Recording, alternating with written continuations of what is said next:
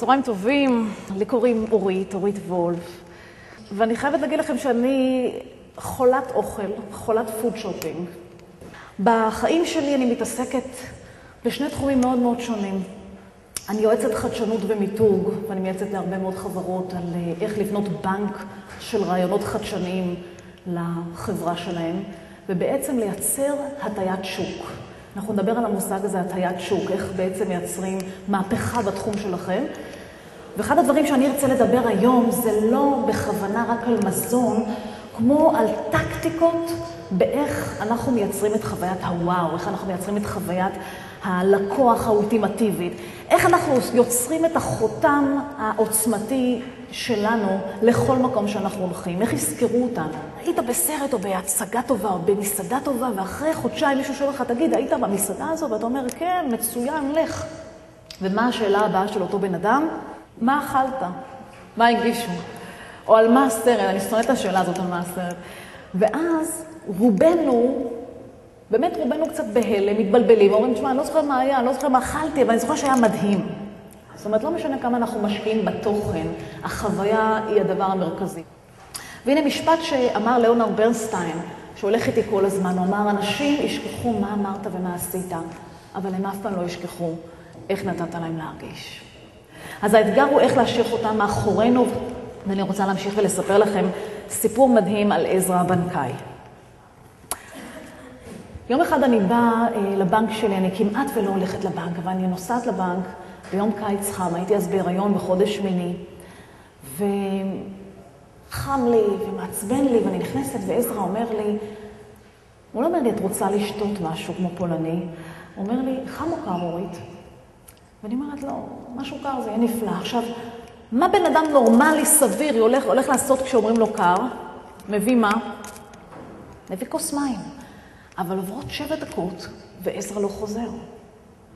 הכל אמיתי. ואני מסתכלת על השעון, ואני אומרת לעזאזל, כמה זמן לוקח להביא כוס מים, מה הולך פה, ופתאום, עם כל החשיבה שלי, אני רואה את עזרא חוזר עם כוס מיץ גזר טרי.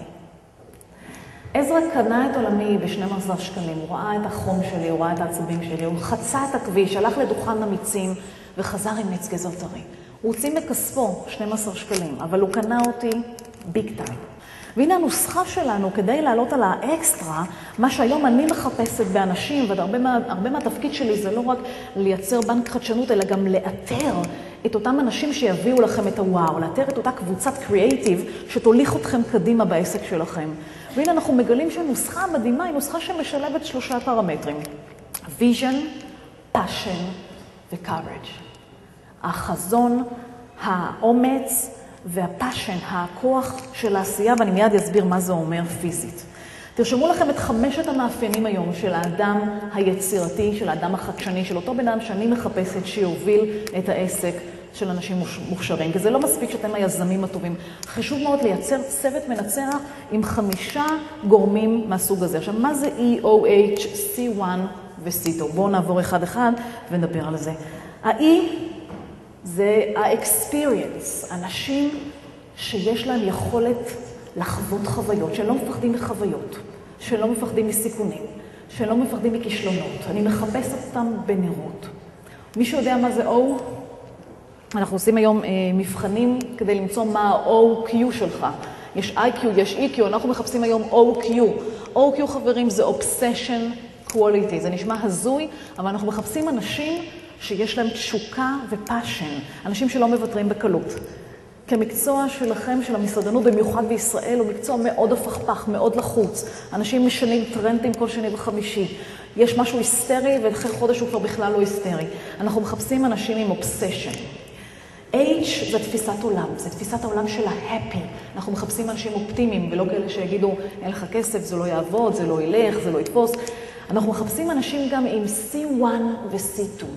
C1 ו-C2 זה קיצור של primary creativity, creativity ראשון ו-creativity שני. מה שנקרא primary creativity ו-secondary creativity. יצירתיות ראשונית ויצירתיות משנית. ההבדל ביניהם עצום. והרבה מהלקוחות שלי, כשאני יושבת איתם, אני מבינה כמה מבלבל המונחים האלה וכמה הם לא עושים את ההבחנה הנכונה כשהם מוכרים צוות מנצח. אז מה ההבדל? מישהו יודע מה זה יצירתיות ראשונית? מישהו שמע על התחום הזה ויודע איך לזהות אנשים עם יצירתיות ראשונית? יצירתיות ראשונית זה היכולת של אנשים מסוימים להעלות רעיונות חדשניים. זאת אומרת, זה זה הרעיון, זה היזמות. לעומתם, אנשים עם יצירתיות משנית הם אנשים שיודעים מה לעשות עם הרעיון. מה לעשות עם הרעיון פיזית? קדימה? נכון, לבצע, ליישם, להוציא לפועל, וזה גם לא פחות קשה. כי רעיון חדש, אם אתה הולך להוציא אותו לפועל, אתה צריך הרבה מאוד כוח והרבה מאוד שאר רוח. ואני מחפשת את האנשים שירכיבו את כל המאפיינים האלה. זה לא קל להרכיב צוות כזה, אבל אם אתה יודע איך עושים את זה, אתה במקום אחר. ואל תחפשו את כל 5 בבן אדם אחד. תחפשו 5 אנשים שכל אחד יכול להביא לך את הדבר הזה שאתה מחפש. ולסיום אני רוצה לחזור באמת למשפט שאמר שמעון פרס. אנשים בלי פנטזיה לא עושים דברים פנטסטיים. צריך לחלום, צריך לפנטז. יהיו הרבה אנשים בדרך שיגידו לכם, זה מטורף, זה לא נורמלי, זה לא יעבוד פה, הקהל הישראלי לא מוכן לזה, אבל אלו האנשים שחוסמים יצירתיות.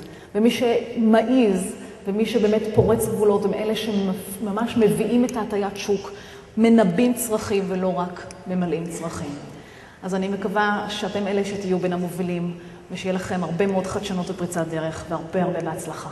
תודה רבה.